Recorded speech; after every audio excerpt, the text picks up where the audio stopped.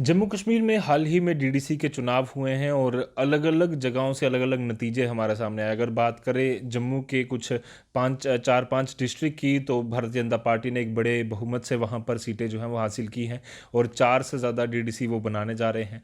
इसके अलावा कश्मीर में नेशनल कॉन्फ्रेंस पार्टी या पीएजीडी अगर कहें तो उनका अलायंस जो है उभर कर सामने आया और बड़ी सीटें हासिल की। पर कुछ रीजन्स ऐसे हैं जहां पर लोगों ने नए चेहरों को मौका देने की कोशिश की। उन्होंने कहा कि हम कोशिश करेंगे एक बदलाव लाने के लिए जम्मू एंड कश्मीर में, और वो बदलाव हमने पीर पंजाल में भी देखा, जहां पुंछ से ज़्यादातर इंडिपेंडेंट जो कैंडिडेट्स हैं उन्होंने जीत हासिल की। और एक बदलाव हमने देखा जो कि चनाब वैली के इलाकों में, जहां किश्तवाड़, भद्रवाह, डोडा, इन सब इलाकों में काफ़ी नए नए चेहरे जो हैं वो सामने आए। और क्या जम्मू एंड कश्मीर में जो पहले देखा जाता था कि जम्मू को कई सारी चीज़ें मिल गई, अगर हम बात करें मेन चीज़ें जो हैं, चाहे एजुकेशन हो, हेल्थ इंफ्रास्ट्रक्चर हो, वो जम्मू मेन सिटी में बना दिया जाता है। कश्मीर में भी ऐसा ही होता है कि श्रीनगर में बना दिया जाता है, पर पेरीफेरी के एरिया जो हैं वो हमेशा निगलेक्ट किए जाते हैं। क्या ऐसा है या बदलाव कुछ आया है आर्टिकल 370 हटने के बाद? इस पर हम डिटेल में चर्चा करेंगे। हमारे साथ सोशल एक्टिविस्ट स्पर्श परिहार जी मौजूद हैं, जो कि किश्तवाड़ से एक यंग वॉइस हैं और लगातार कोशिश करते हैं कि किश्तवाड़ के लोगों की, चनाब वैली के लोगों की बात जो है वो सामने रख सके। सर, स्वागत है आपका द न्यूज़ नाउ पर। शुक्रिया सर। स्पर्श जी, आपके ग्रैंडफादर जो थे सेवराम जी, वो भी लगातार एक पॉलिटिकल पार्टी को वहाँ रिप्रेजेंट करते रहे और काफ़ी उन्होंने कोशिश की कि किश्तवाड़ के इलाके हैं, चनाब वैली के इलाके हैं, वहाँ पर डेवलपमेंट करवाई जाए। अब जो पिछले काफ़ी समय से जो बदलाव एक देखा जा रहा है कि आर्टिकल 370 भी हटा, ये कहा सरकार ने कि डेवलपमेंट होगी हर एक इलाके की। पर आपको लगता है कि जो पेरीफेरी के इलाके हैं या किश्तवाड़ जैसे जो इलाके हैं, वहाँ पर डेवलपमेंट जो है वो हो रही है? और डीडीसी चुनाव भी हाल ही में हुए, जो वादे उन्होंने किए थे, आपको लगता है कि किस तरह से वो वादों पर खरी उतर रही हैं पार्टियाँ? देखिए सर, 370 जब एब्रोगेट हुआ था लास्ट ईयर, तो जम्मू संभाग, खासकर जम्मू डिवीज़न की मैं बात करूं तो काफ़ी ज़्यादा लोगों के अंदर होप रहा। होप ये था डेवलपमेंट का, होप था एम्प्लॉयमेंट का, और होप था कि कहीं ना कहीं जो हमारे जो बेरोज़गार युवा है इनको एडजस्ट किया जाएगा, एक स्पेशल पैकेज जम्मू कश्मीर के यूथ को दिया जाएगा। लेकिन ग्राउंड पर हो क्या रहा है आप बेहतर जानते हैं। रही बात, अभी JKSS भी जो है काफ़ी सारी पोस्ट निकाल रहा है। काफ़ी अच्छी बात है कि बच्चों को मौका मिल रहा है कि वो पोस्ट ले ग्रैब करे। लेकिन अभी मैं आपको बात करूंगा, जैसे अभी फाइनेंस अकाउंट असिस्टेंट की एक जॉब निकल रही है, उस रिक्रूटमेंट में अभी तक JKSS भी जो है 4 बार सिलेबस को रिवाइव कर चुका है।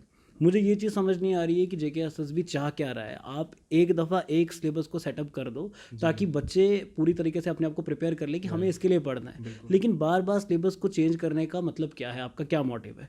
उसके बाद मैं आपको बात करूं हमारे जो इंजीनियर से, one I my self an engineer, तो मैं आपको बात करूंगा कि 2014 में लास्ट पोस्ट जो रिक्रूटमेंट थी प्रोसेस जेईज का, वो निकला था। उसके बाद अभी 7 साल होने को आ रहे। अभी अभी हाल ही में एक आ रही है, उसका रिक्रूटमेंट आया है कि 71 पोस्टें जो है PWD में निकलेगी। लेकिन आप मुझे बताएं कि जहाँ 2 लाख 2.5 लाख अब इंजीनियर्स हो चुके हैं हमारे यूटी में, तो क्या 71 पोस्ट एनफ है? जी। आप रिक्रूटमेंट नहीं निकाल रहे हो। आपने हर हाईवे पर AICTE UGC अप्रूव्ड यूनिवर्सिटीज़ को जो है एफिलिएशन दे दिए कि आप डिग्रियां दो।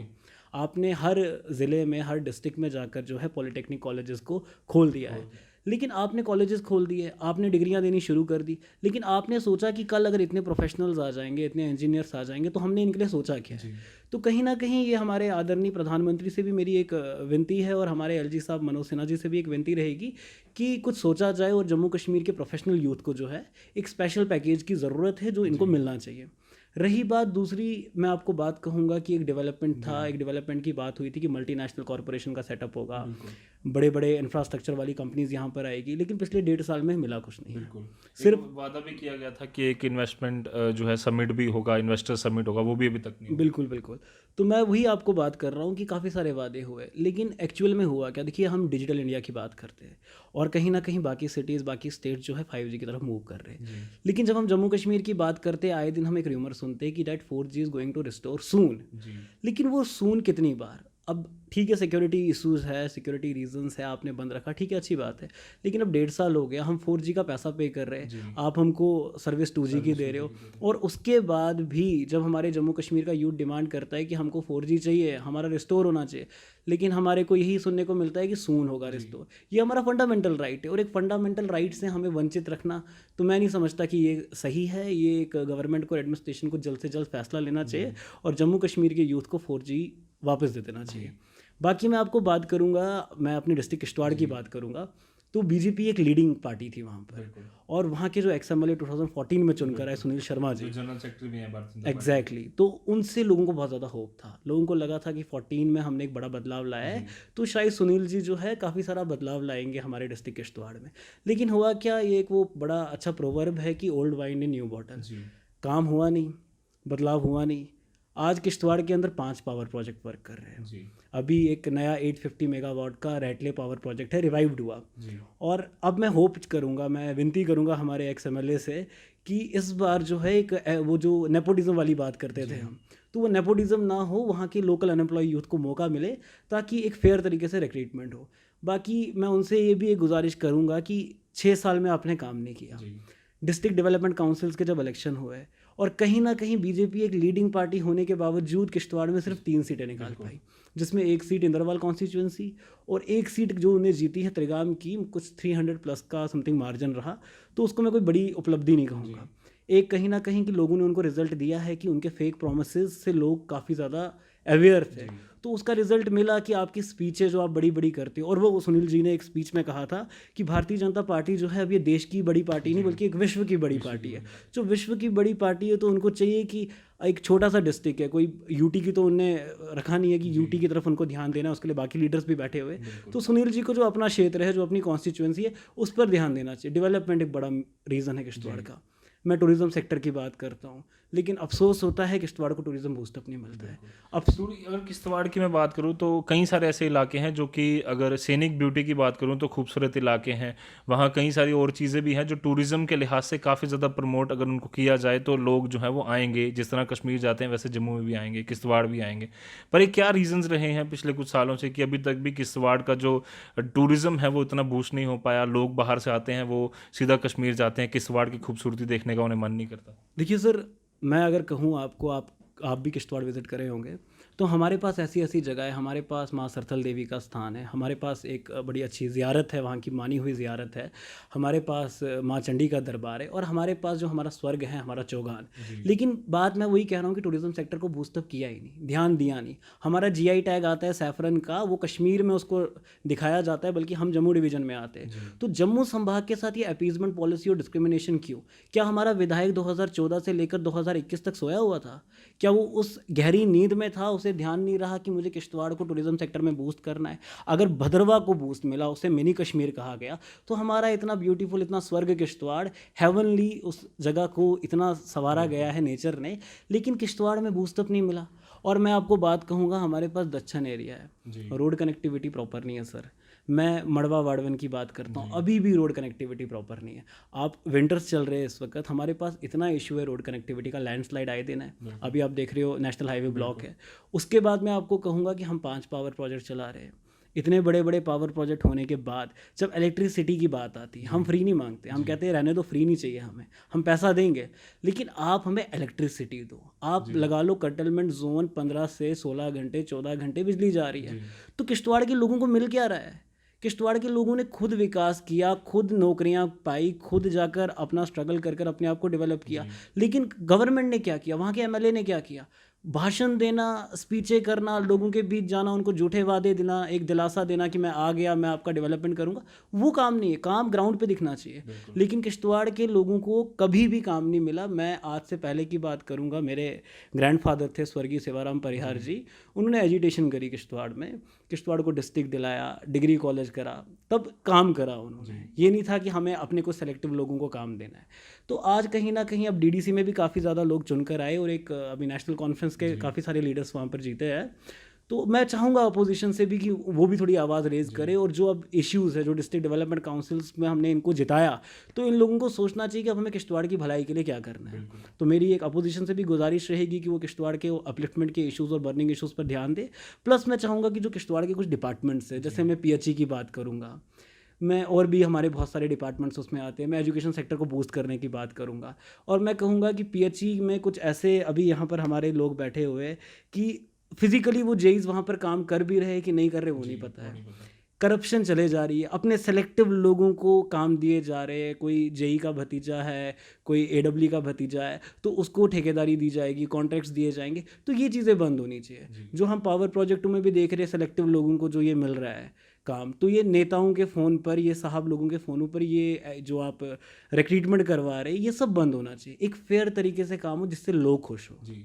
स्पर्श, अगर आप भी एक एजुकेटेड यूथ हैं, वहाँ यूथ की अगर हम बात करें किश्तवाड़ की, किस तरह का वो काम करता है फ़िलहाल के लिए और किस तरह की अपॉर्चुनिटीज़ वो ढूंढ रहा है कि ताकि जो फ्यूचर है उसका जो मुस्तकबिल है वो अच्छा हो, ताकि वो काम भी करे और साथ साथ जम्मू एंड कश्मीर की इकॉनमी में भी पूरी तरह से योगदान दे पाए। देखिए सर, मैं आपको एक बात बताना चाहूँगा कि किश्तवाड़ में जब भी कश्मीर एडमिनिस्ट्रेटिव सर्विस की लिस्ट निकलती है, हाईएस्ट नंबर सेलेक्टेड कैंडिडेट्स हमारे वैली से होते हैं, किश्तवाड़ से।